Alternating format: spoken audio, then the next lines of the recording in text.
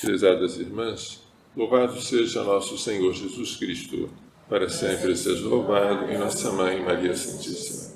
Nesta quarta-feira em que celebramos a missa votiva de São José, a primeira leitura da carta aos Gálatas fala da visita de Paulo a Jerusalém, juntamente com Barnabé e Tito, para verificar se ele estava correndo em vão ou se havia corrido em vão. Ele quer confrontar a sua atitude com a dos chefes da igreja, que são Tiago, Cefas, que é o nome hebraico para Pedro, e João, que são as colunas da igreja. Eles confirmam que São Paulo fez bem em evangelizar os gentios, que Cefas ou Pedro deve evangelizar os judeus, e apenas dizem que Paulo deve se lembrar dos pobres, o que ele procurou fazer com toda a solicitude. Os pobres aí devem ser, sobretudo, os pobres de Jerusalém, a igreja-mãe expoliada, confiscada e perseguida. É bom lembrar que São Paulo organiza em Corinto uma coleta em favor dos santos de Jerusalém, que devem ser estes pobres aos quais Tiago, Cefas e João se referem. Mas aconteceu que, em Antioquia, quando Pedro chegou, São Paulo chamou a atenção dele. Provavelmente isso aconteceu numa daquelas refeições chamadas de ágapes, que aconteciam antes da Eucaristia.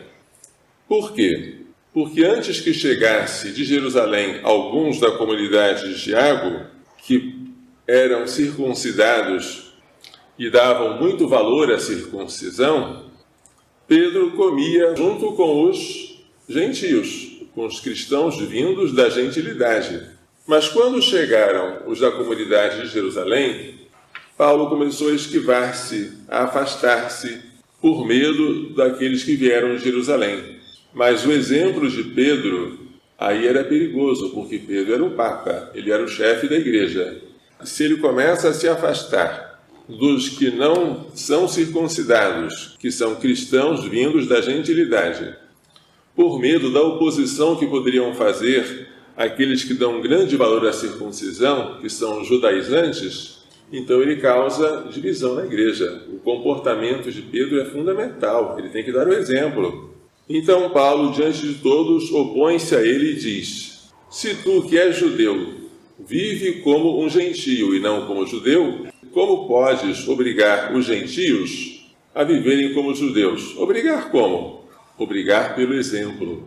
O exemplo de Pedro era tão importante que São Paulo sentiu-se na obrigação de chamar a atenção, para que ele não acabasse escandalizando a comunidade, que já havia aprendido no Concílio de Jerusalém que não se deve impor a circuncisão aos não-judeus, aos cristãos vindos da gentilidade.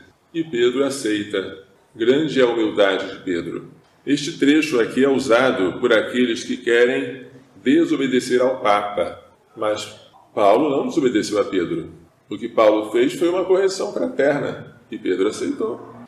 O respeito de Paulo por Pedro é grande. Ele chama Pedro com o nome hebraico de Cefas, pedra, e ele reconhece a sua primazia e a força que ele tem pelo simples exemplo que ele dá. Portanto, devemos amar a igreja, devemos amar o Papa e de modo nenhum devemos encontrar pretextos para desobedecer ao Papa ou deixar de amá-lo. O Evangelho de hoje apresenta Jesus rezando e, terminada a sua oração, sendo interrogado por um de seus discípulos: Senhor, ensina-nos a rezar, como João Batista ensinou os seus discípulos. E Jesus dá a fórmula do Pai Nosso, uma fórmula mais resumida que a de São Mateus. A de São Mateus contém 7 petições, a de São Lucas apenas 5. É a oração chamando a Deus de Pai, uma oração filial, pedindo a vinda do seu reino, o pão de cada dia, o perdão dos pecados e a vitória sobre as tentações. O perdão será dado na medida em que nós também perdoamos os nossos devedores. Vamos prosseguir no nosso jejum em direção ao segundo turno das eleições, porque pelo jejum e pela oração e pela esmola conseguimos grandes coisas vindas do céu. Vamos pedir a São José, cuja memória celebramos nesta quarta-feira, chefe da Sagrada Família, castíssima esposa bem-aventurada sempre Virgem Maria, que proteja este país, a terra de Santa Cruz, de modo que os inimigos não zombem de nós, não destronem Nossa Senhora Aparecida, que é a nossa padroeira, nem façam imperar Satanás com tudo aquilo que ele pretende fazer.